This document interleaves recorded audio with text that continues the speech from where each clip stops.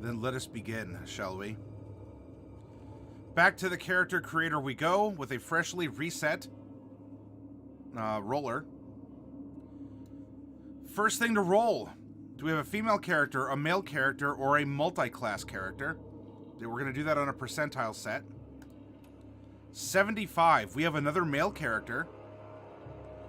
And as for the race, well, if we take a look here, we have 35 different races to choose from. Let's manufacture a 35-sided die and roll it.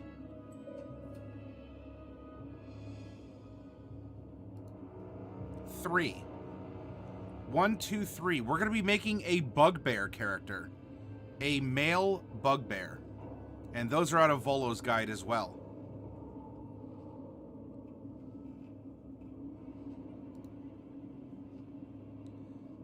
We'll go back to the penchant for evil, as Bubonic wanted us to roll. Now, we had a lawful neutral on our first character, but we'll give it another roll here and find out what we get.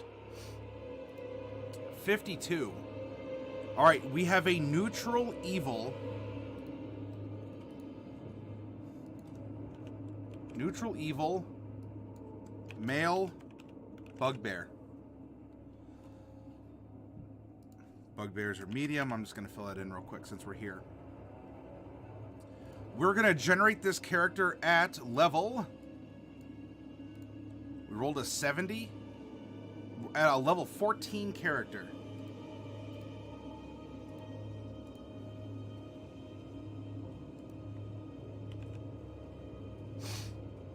That's going to give us an ability score improvement at 4, 8, and 12. So we have 3 possible stat bumps, and we're going to roll to determine if any of them are going to be replaced by feats. We rolled a 61. Nope. So we're going to just make a straight-up character. Now, our backgrounds. We have 44 different backgrounds. Let's turn our 35-sided die into a 44-sided die and give it a roll. 26. An Inheritor. An Inheritor is out of the Sword Coast Adventurer's Guide. All right, so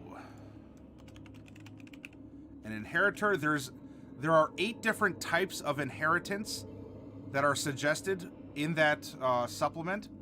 So we're going to roll 1d8 for that. Then we're going to roll our personality traits. That's 2d8.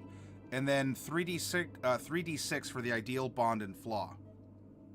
So we have 2, 1, 8, 1, 6, 4. 2, 1, 8, 1, 6, 4. I don't know what this means offhand, and that's fine because these are simply placeholders. We'll come back and flesh all this out.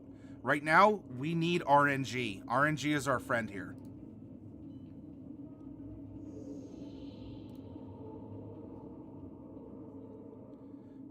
Now, for the character's class, there's still the 12 classes, but with all the supplements that are available, we get a lot of subclass options. So let's roll the big golden D12 and figure out what our Inheritor is getting into here. You ready?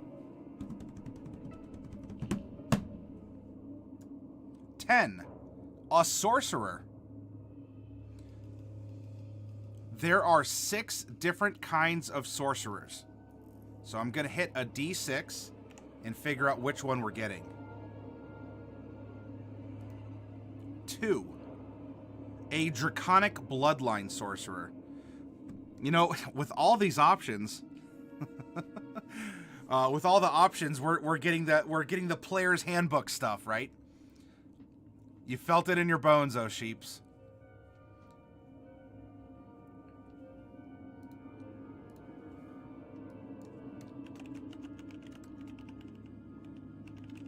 Actually, that's going to go in parentheses.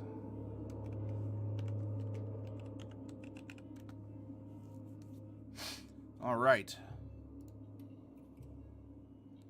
There's no class features we need to worry about there. And physical attributes. Not for a Furbolg, but for a Bugbear.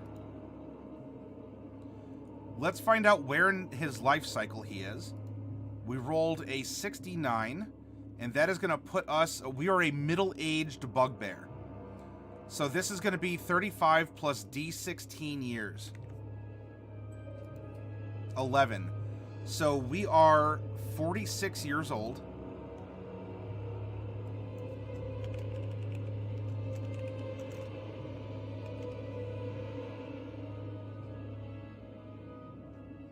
And Bugbears are also tall boys here. Look, they start at 6 feet. We're going to add 2d12 as a height modifier. We're adding 3 inches, so 6'3". So he's a short boy for a tall boy. We're going to take that same 3 and multiply it by 2d6. 8. All right, so we're adding 24 pounds to a base weight of 200. So he's 224 pounds.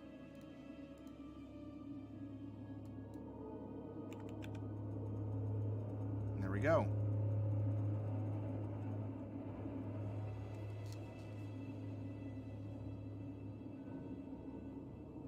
Is there a difference between the 2 storms underneath Sorcerer? Let me take a look.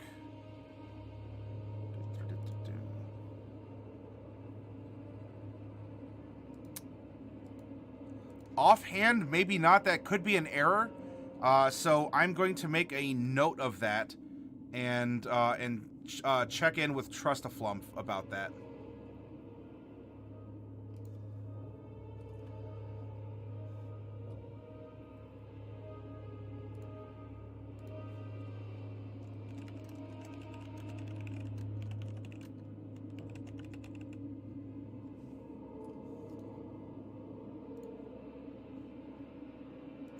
Okay.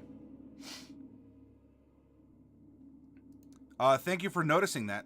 Because, look, some things in the data entry process, some things might be redundant.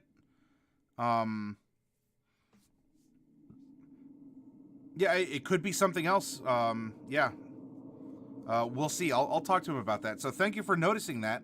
And that's the whole point of doing these test runs, right?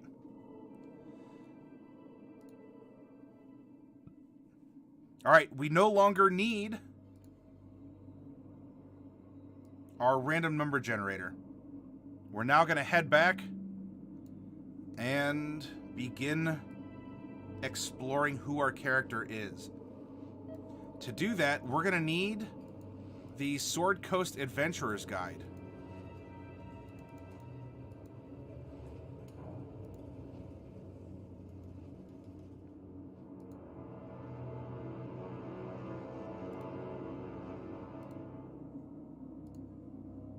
We are an Inheritor.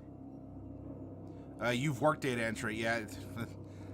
Well then, thank you for using your keen eye in that. For using your background. Our skill proficiencies, survival, +1 from among Arcana, History, and Religion. Alright, so we have survival, and then I guess we'll keep the options open as we determine more about our character. Our choice of a gaming set or a musical instrument. All sorts of choices. So I guess we'll put game/instrument, and we can make a decision there. You know, are these major things about a personality? Not necessarily. But what does it say about a character if they choose to play chess in their spare time as opposed to playing on a harmonica? Is it a major personality difference? Not necessarily, but you know what? If it comes down to some sort of a decision and it goes to 51-49, you'll be glad you had that detail or that skill, right? You want to distract the guards. Playing chess might not be a way to do it, but playing the harmonica could. Meanwhile, if you want to get some information, then you could challenge someone to a game of chess and talk over it instead of, talking through a harmonica. Important in numbers and art.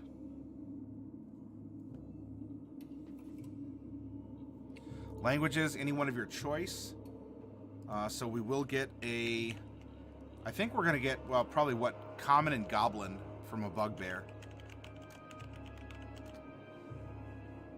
Equipment, your inheritance.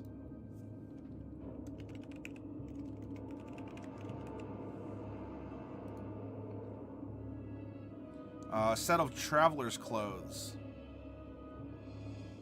Any items with which you're proficient, and a pouch containing 15 gold.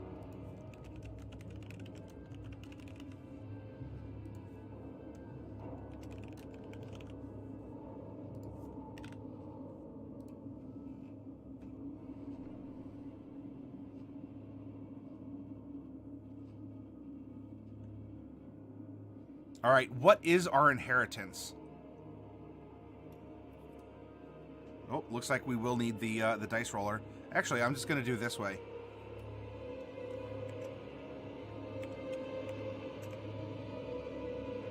We rolled a 7. A written story, song, poem, or secret. So story, song, poem, secret. I'm going to roll a d4.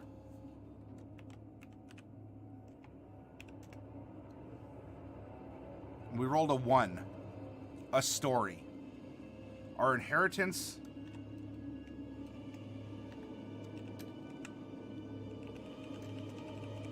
Maybe, we have a parent or grandparent that was a prolific writer. Maybe a playwright. Maybe, I don't know, an honored, transcriber, for a court or for, a royal palace or something. There's a lot of options that we can run with this. And for the suggested characteristics, use the tables for the folk hero background as the basis for your traits and motivations, modifying the entries when appropriate to suit your identity as an inheritor. Your bond might be directly related to your inheritance or to the person from whom you received it. Your ideal might be influenced by what you know about your inheritance or by what you intend to do with your gift once you realize what it's capable of. Alright, so now we're going to pop open the player's handbook. I don't know why it wants to keep separating it if I just click over to it. It's very annoying. And proceed to Folk Hero. Ollie, welcome! Hello, hello! Whoops, I went too far. Here we go, Folk Hero.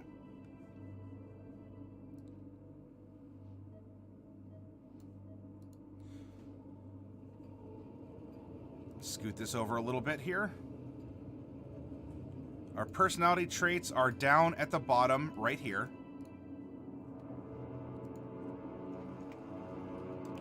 I judge people by their actions, not their words. And number 8, I get bored easily. When am I going to get on with my destiny?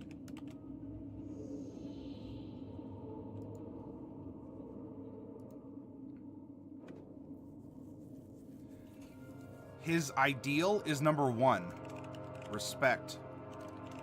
People deserve to be treated with dignity and respect. Now that says good, and we rolled a neutral evil character. How does that fit? You know, am I whacked out of my gourd? No, this can still fit very well. You know, neutral evil is someone who has more selfish tendencies. And so treating people with respect, especially as a bugbear, as someone who is from a different culture, could mean something entirely different. Ollie, hey, thank you so much for that follow. Welcome aboard. I hope that you're enjoying the character creation.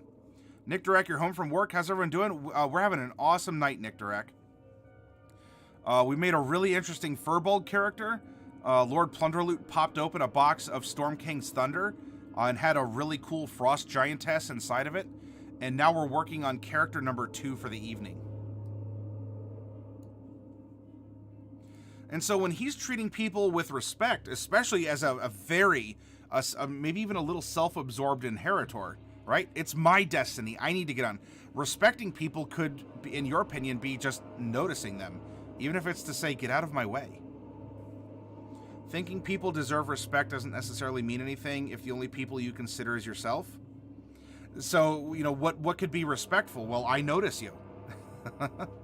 You know, you have my attention. So our character might be self-absorbed.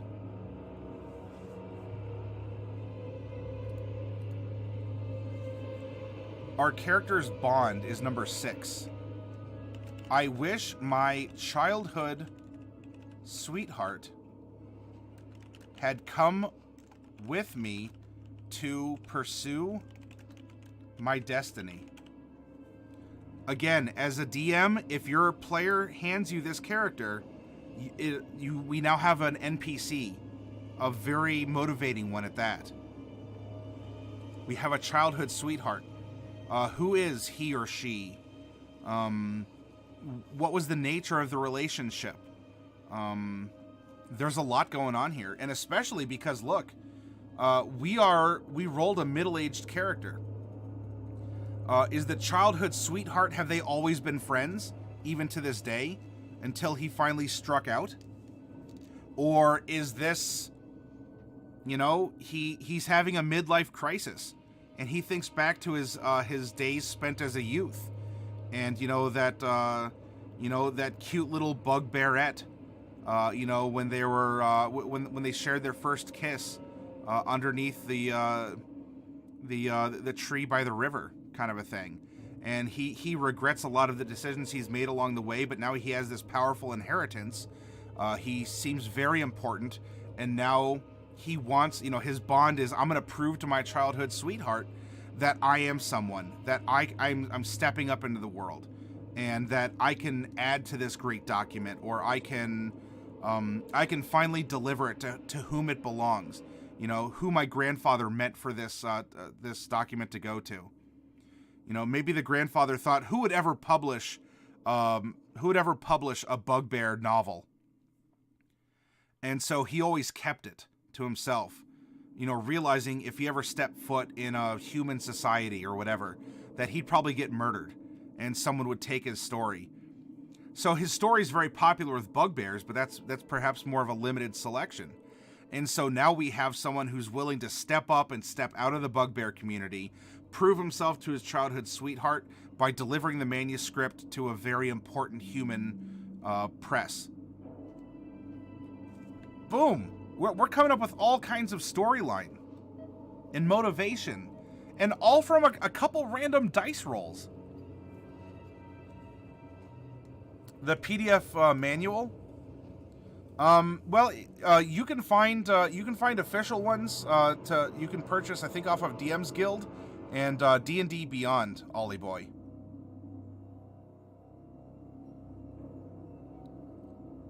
Sounds like it's a large ego. I think that's the way this is going, Nick Durek. Really can't say where it is outright, but if you search for it, it's there. There is a lot of information you can find on the internet, and I'll just leave it at that, because ultimately I do. Now look, any of the books you see in PDF form, I also own the physical copy, and not just personally as private property. I own a game store. I sell these books as well. Oh, you're Italian. Oh, ooh, that's gonna make it a little tougher, Ollie. You might. I don't know if Wizards prints it in Italian. Yeah. Ooh, that's tough. I'm in a Discord. Yeah, you have the book. Yeah. And I'm not. I don't want to indicate that there was any whatever, anything bad. I'm in a Discord with someone who just finished up wrapping up an international Kickstarter here, And I know there was one or two people from Italy who were asking if it can be translated into Italian. And I forget if they said that the core books were. But for a lot of people in Italy who go to game stores, many of the products, and especially the RPG books, are in English. Yeah, searching, yeah, Control F, it can be very convenient. I remember an announcement that they localized the core rules into 7 different languages, but I don't know which ones. Lasaria, hello and welcome. I don't recall offhand. I would imagine... Oh, you do have an Italian translation. Okay. Yeah, so you'll have to try and find a local game store, again, there might be resources you can find out there where you can obtain a digitized or scanned Italian copy. Unfortunately, I don't know that off the top of my head, Ollie boy. Still, I appreciate you coming by and interacting with us.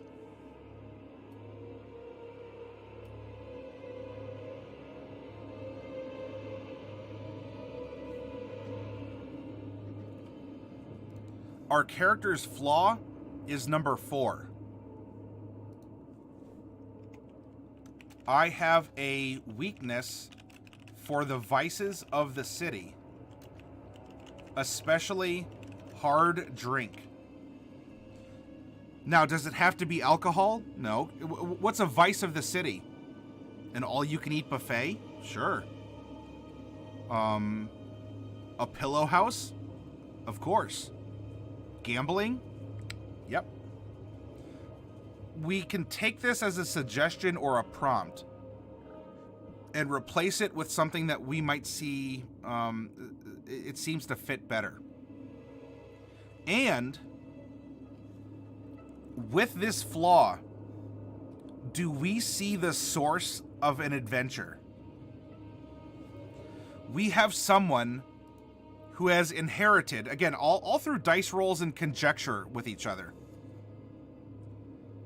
Someone who's inherited a very important piece of Bugbear manuscript has finally left his homeland to go, not like taking the One Ring to, Mount Doom and throw it in. It's available through Drive-Thru RPG. Oh, it's not available.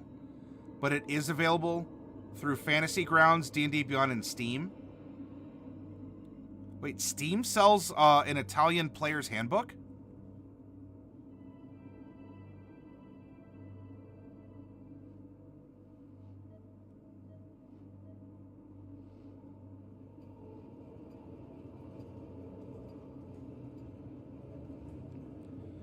So this person leaves his homeland, has the vices for the city.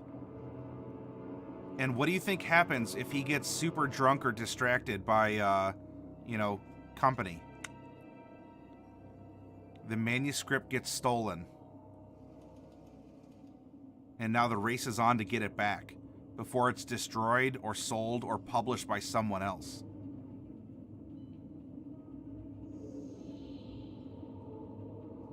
Oh, that's interesting that Steam sells the player's handbook. Oh, because it's Fantasy Grounds through Steam? I guess that makes a little bit more sense. Nick Drake, I think that's happened IRL many times before.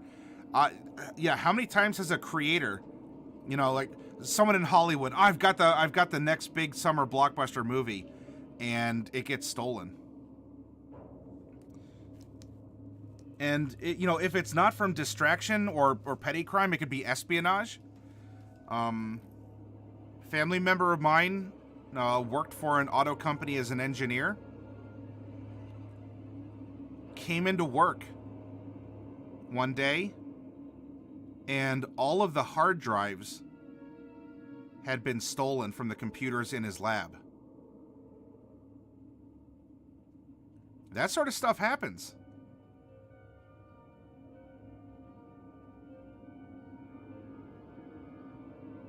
I like the idea of a Lady of the Night stealing it. So he rolls up to he rolls up to a pillow house, and I'm a big important bugbear, and the people are like, look, you got coin, we have services. And he's talking, oh yeah, my grandfather wrote this, very popular among the furbolgs, not the maybe the furbolgs too, the bugbears, very popular among the bugbears. And she's like, oh really, or he, whatever, and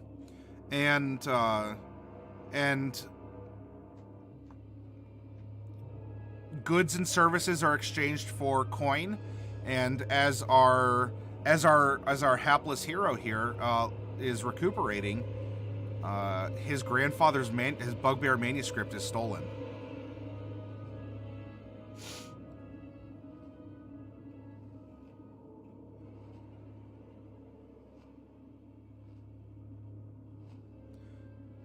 Ooh, that is a tidy sum, bubonic.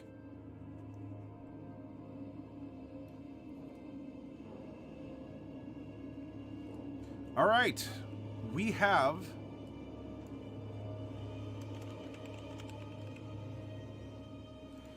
our background. We have our character. We have our character's character. Let's find out who our character is by way of being a bugbear.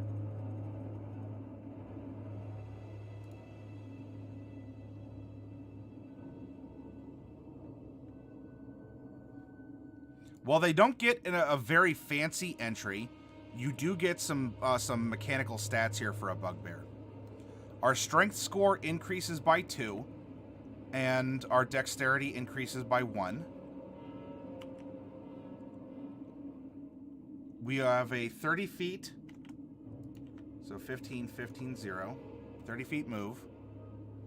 We do have dark vision out to 60 feet. We are long-limbed. When you make a melee attack on your turn, you can reach, or your reach for it is 5 feet greater than normal.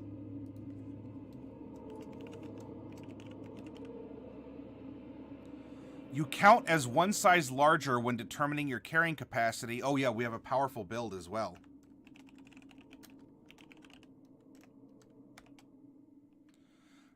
Sneaky, you're proficient with the stealth skill.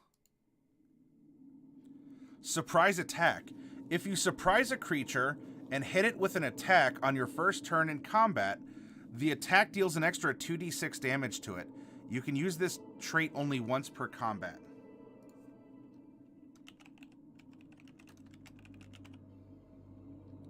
And you can speak, read, and write Common and Goblin, so I was correct on that.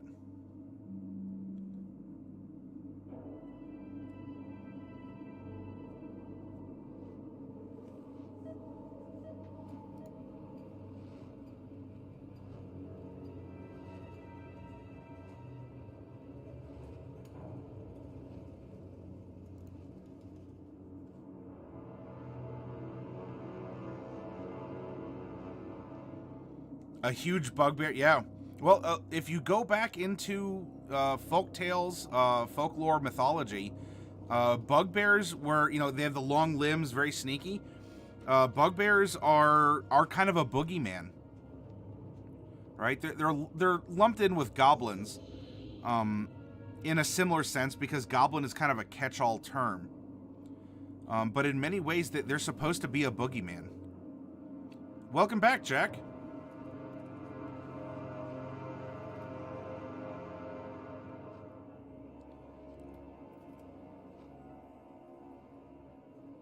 Oh, on 44, there's a lore section. Let's check it out real quick. Oh, Nightmare Tales of Many Races. Yep, there we go.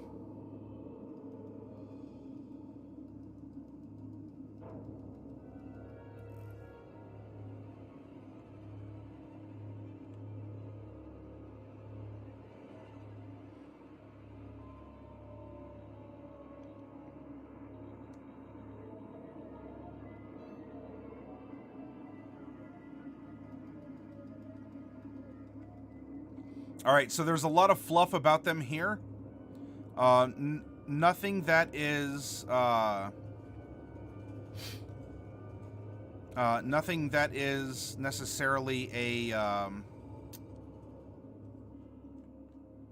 like a chart or along those lines. So, you know, read it, get a good prompt for it, understand it, and if you want to change bugbears to be something different in your campaign world, feel free to do so. Oh, by the way, the point about nilbogs. Nilbogs, you can get a nilbog in MM3.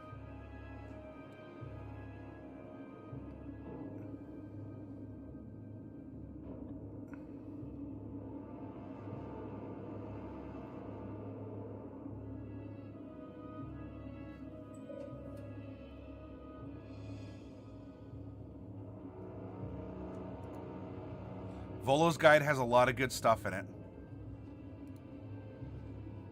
Now, something we can add, right? We have this monstrous origin.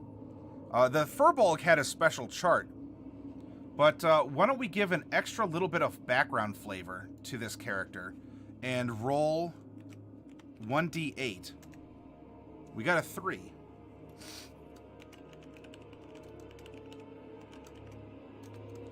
You were raised by humans, elves, or dwarves. Oh, ooh, this could change things a lot. So let's do this.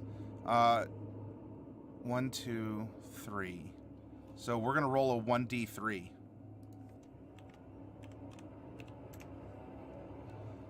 2. We were raised by elves.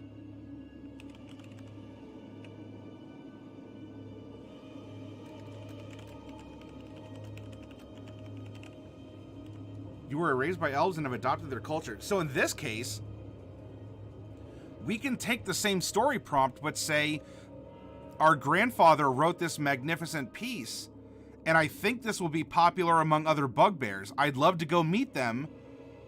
Why don't we go into bugbear territory and try and drop some culture on them? And along the way, the manuscript is stolen, whether or not by another elf or by a bugbear cutie or something else. That's why I love these charts in telling a story this way. Maybe a sweetheart. Yeah, his childhood sweetheart could very well be an elf. That's true. That's a very good point, Bubonic.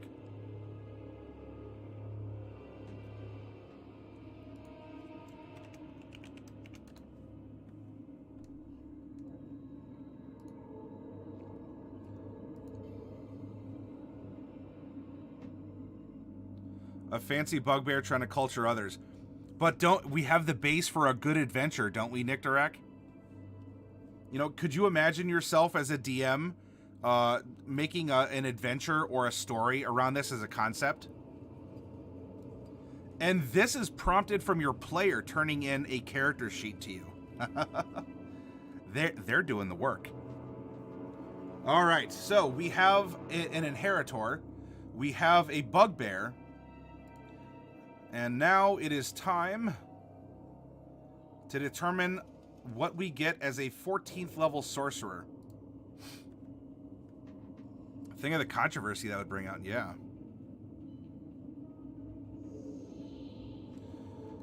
Oh, 14th level. It's this stuff right here. Our proficiency bonus is +5. We're going to get some sorcery points. And in fact, we're going to get 14 of them. How convenient. A little too convenient, if you ask me. We're going to know 6 cantrips. 1, 2, 3, 4, 5, and 6. And spells, well, we'll get the spells known, but we have 4, 3, 3, 3, 2, 1, 1.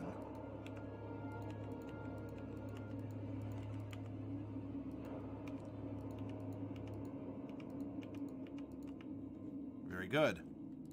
We are a D6 hit die class, and so we have 14 D6 hit die to naturally recover between combats, traps, whatever. If we're taking a rest, it's natural recuperation that doesn't have to rely upon magical spells.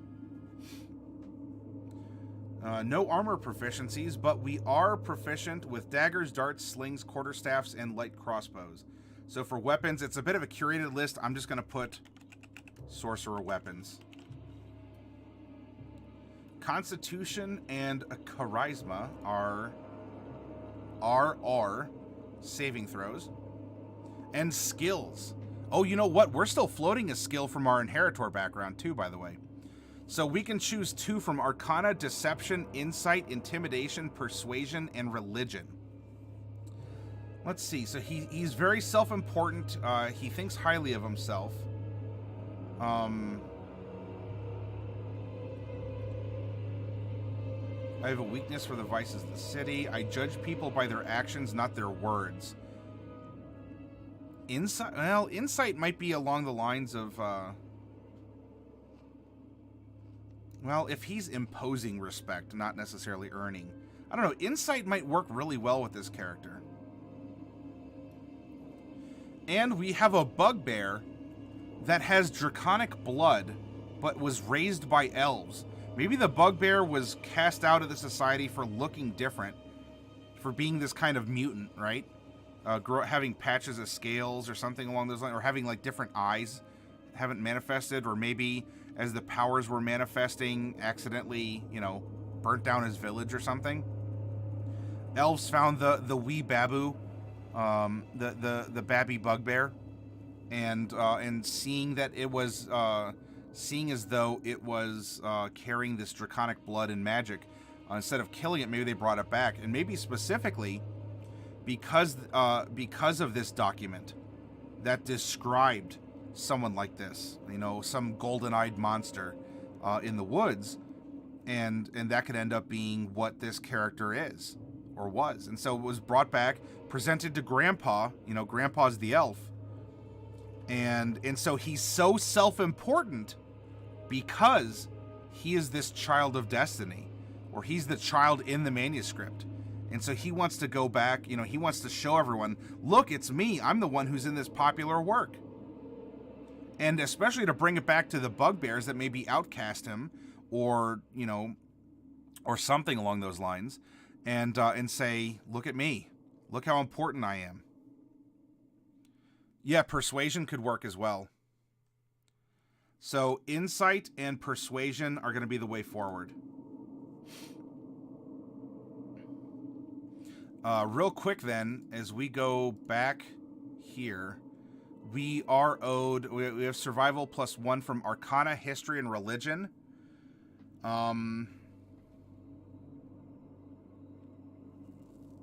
If he's a chosen one from Prophecy, this is probably going to be Religion.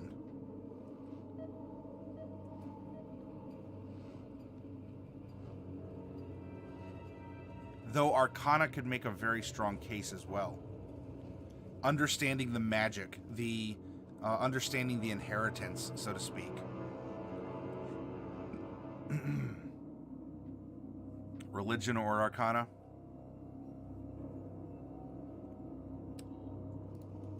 He's a holy roller. I think he's a holy roller, Nick Dirac.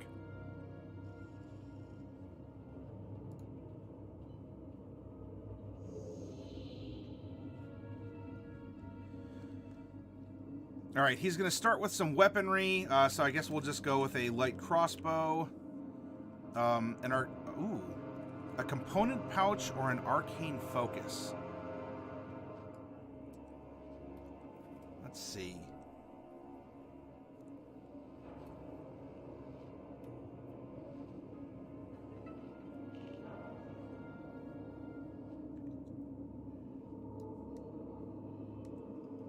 I think a focus is going to work here.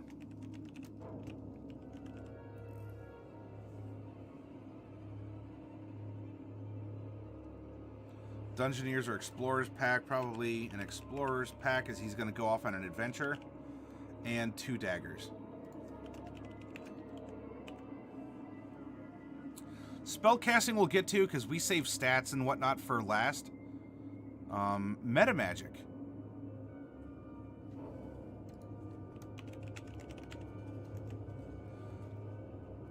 we're going to get 2 of those at level 3. You'll gain another one at 10th and then at 17th. So we're halfway between. So we're going to get a 3rd metamagic ability. Let's see. What's his personality? How would this manifest with his metamagic?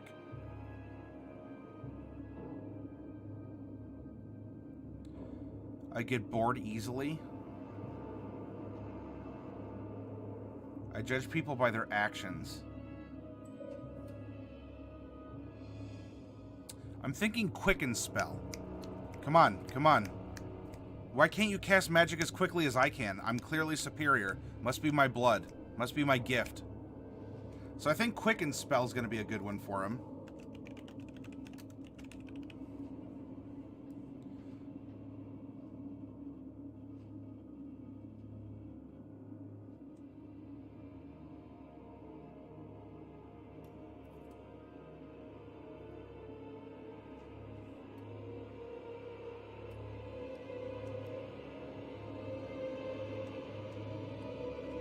Empowered fits his ego. Empowered would fit his ego. And I'm also thinking distance spell. Because he has the long limbs, right? And so, I mean, he can shank people with a dagger at, you know, at range. And so maybe that as a physical trait can manifest through his magic. And so distance spell could be a way for him to convey that physicality through his magic.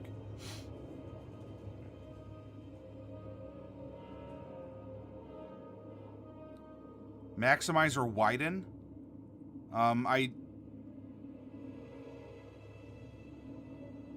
So you're is that?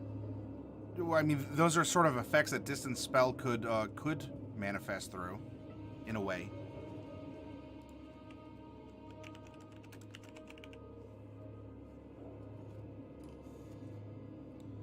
And now our sorceress origins. What kind of dragon blood? Oh, sheeps? Do you want to call it before I roll a d10?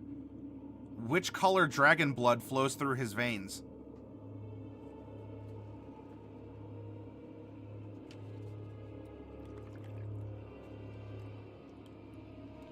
Copper? Oh, sheeps! Exclamation point 1d10.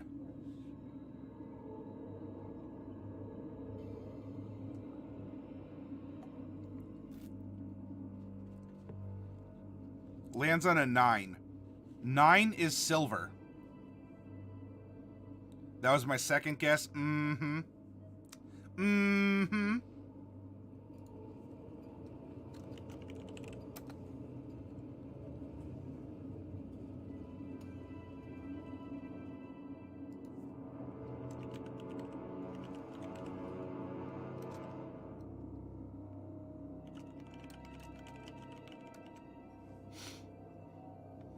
Copper is my favorite metal color, so I had to go with it. Well, you had a 1 in 10 chance.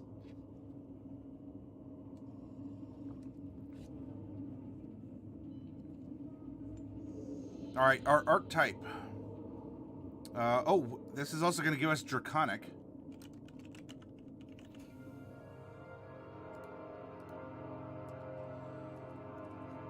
Our AC is going to be 13 plus Dex if we're not wearing any armor, because parts of us are covered in dragon scales.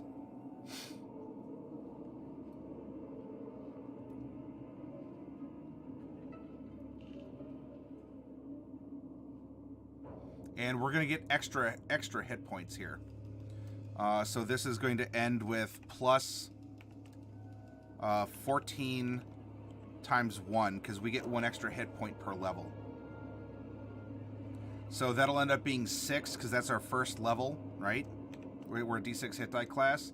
Plus 13 other levels of half plus 1, which is 4. Plus all levels, so all 14 levels, times our con mod.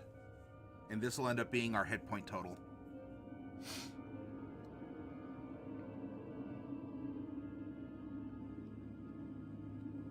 8 int. He might have a low int. That's fine.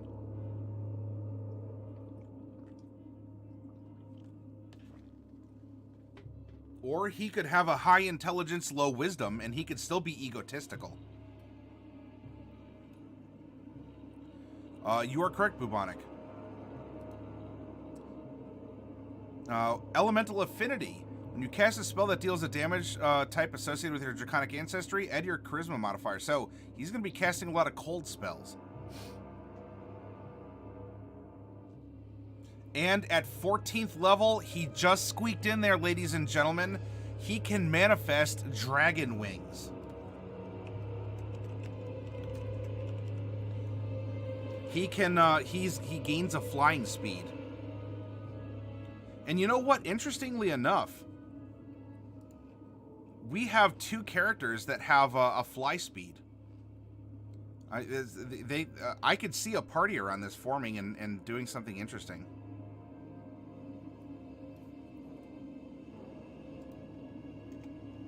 Okay.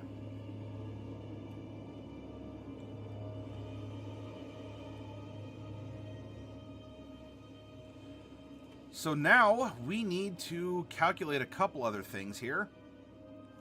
We pretty well have a flying bugbear, a flying silver dragon bugbear lost streaming.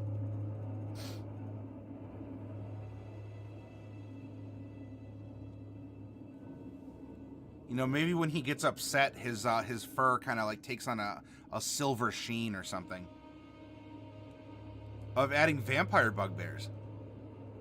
That would be very, very frightening.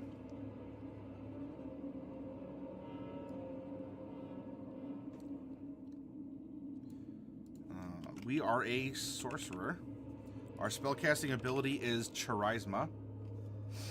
And we do have 143 sorcery points, everyone.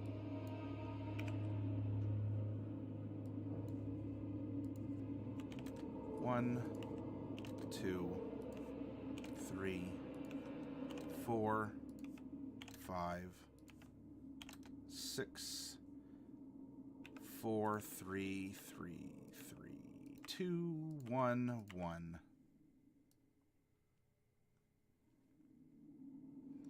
And for our spells known,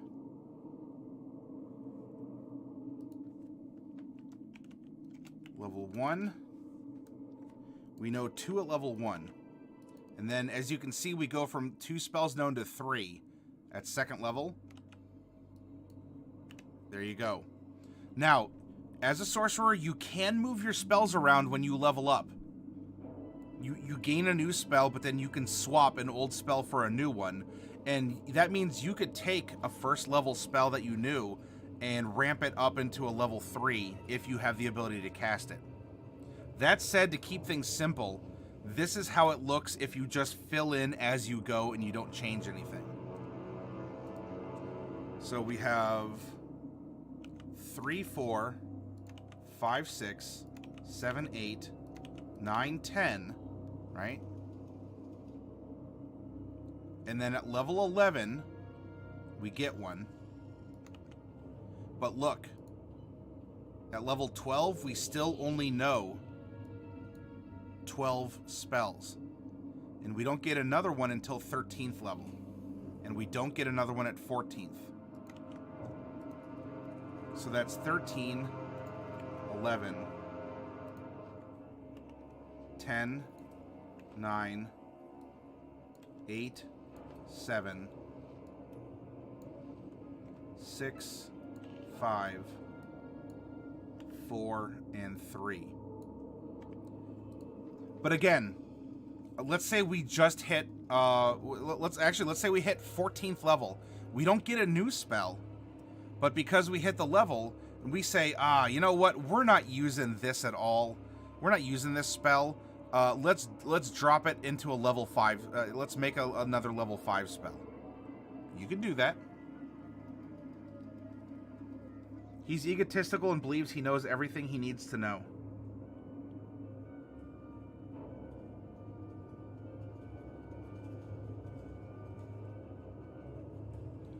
Oh, Lost Streaming. A PC in my game contracted lycanthropy, but she doesn't know yet. Ooh, how are you going to drop that bomb, Lost Streaming? Have I made a Divine Soul Sorcerer? No, I have not yet, Nictorek. A werebear bugbear.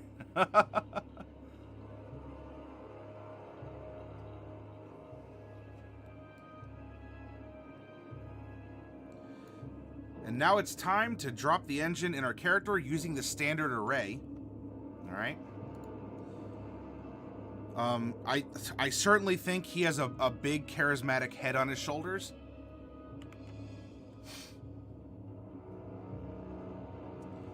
And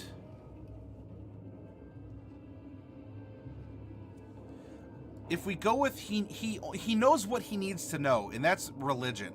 He can quote the religious texts, and he may not have a big base otherwise. So, you know, here's our 15, and here's our 8.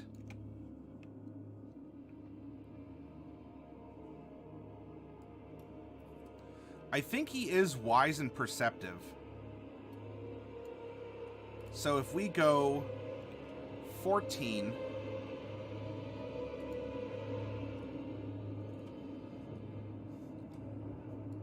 13, 12, and 10. Right? His body's making up some physicality here. So if we do this... Oh, start of the next session will involve some mount being had for breakfast. Oh my. Lost Streaming, let me know how that goes, please. You'd want to give him an 8 strength instead of intelligence. So if we do that, then this gets swapped out, and intelligence goes up to at least a baseline edumacation. So, all right, that's going to become a 10 strength, a 13 dex, and there we go.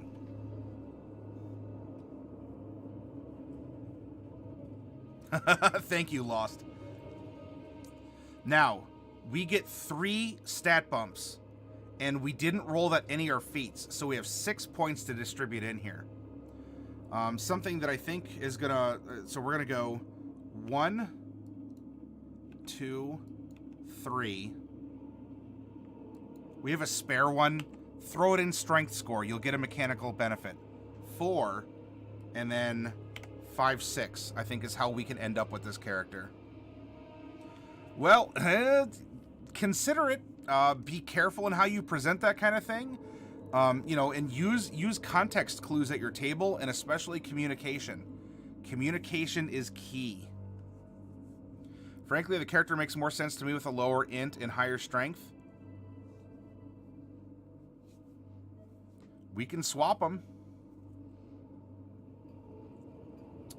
Why not max charisma?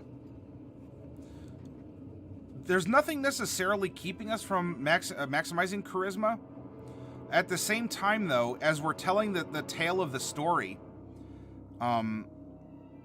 he may not have maximum charisma, honestly. And if not at this stage, mechanically, he still gets stat bumps at level 16 and level 19. But so far, if you look at what he's been through, right? He's middle-aged. He's a middle-aged bugbear.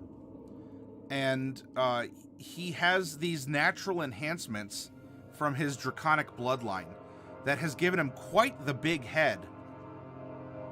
It's given him quite the big head because he's apparently a child of destiny in some way.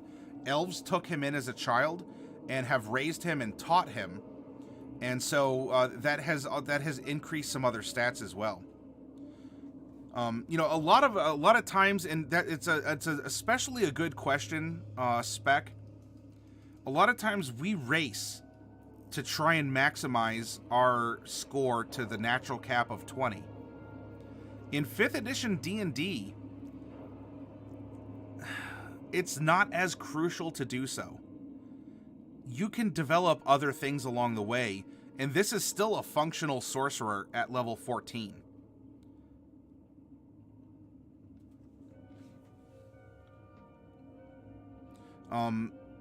You know, the proficiency bonus helps out a lot, and in all honesty, The difference between this character hitting between an alternate version where we took it to 20 is 5%. So there's only a 5% difference in the ability to hit with a spell. Or the ability to resist a spell's effect. Meanwhile, we're getting benefits of more hit points and a higher dexterity, meaning that we are going to be a little extra dodgy. So by the time that we hit level 19, our charisma is probably going to be 20, and our dex might go up to 16, I'm thinking.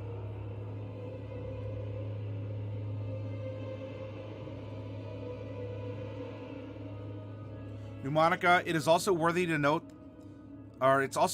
note that on DMs who emphasize exploration, social confrontation, or other non-combat elements, focusing on your class build, which is entirely combat, means you'll have something to do for only half the game. That is a very good thing to point out, Pneumonica.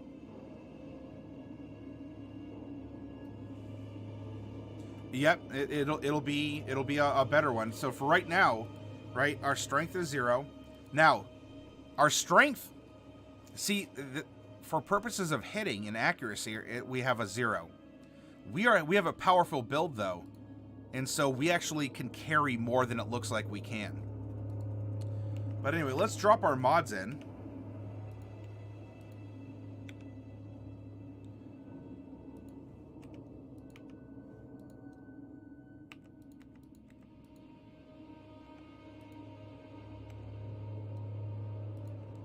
Int is getting 0s down the board with a 5 religion.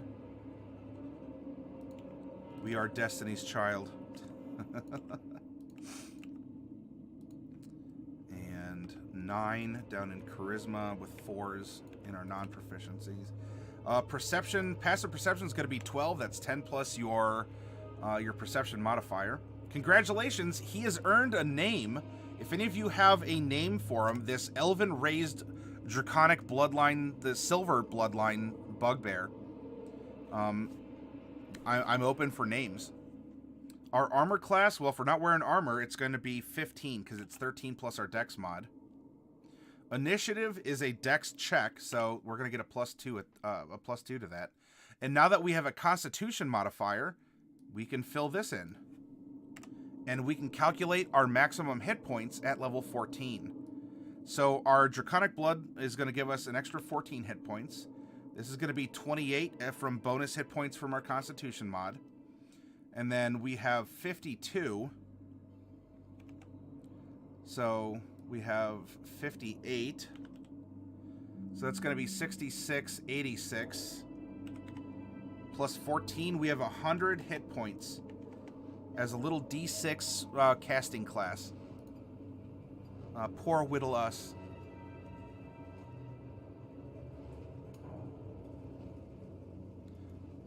He does get survival.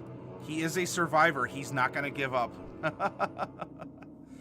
Oh, Sheeps, you want to call him Smarg Servul. And Pneumonica says Saren the Unfortunate. Tintin the Troubadour. Gilborg Silverbear in Elvish.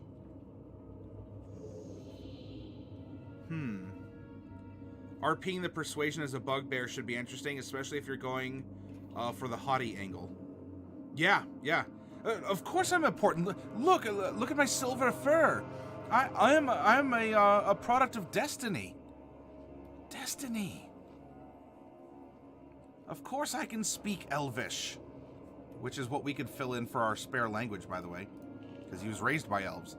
Of course I can speak Elvish. Can't you?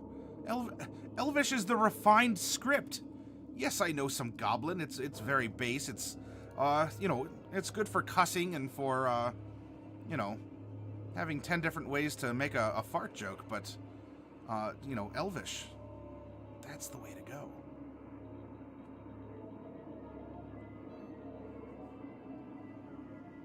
All right, so we have a lot of different names. Smarg Servul, Saren the Unfortunate, Gilborg Silverbear.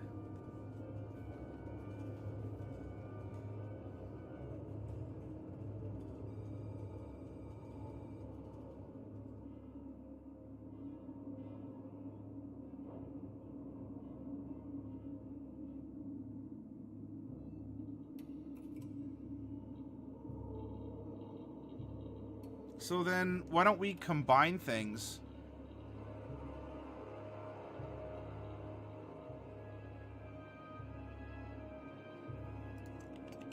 Servul, Silverbear as his prophecy name.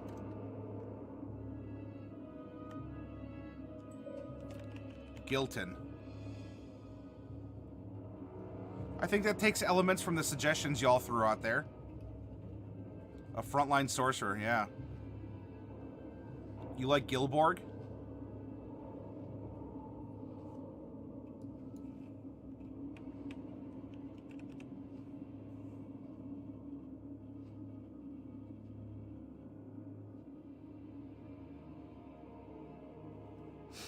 All right.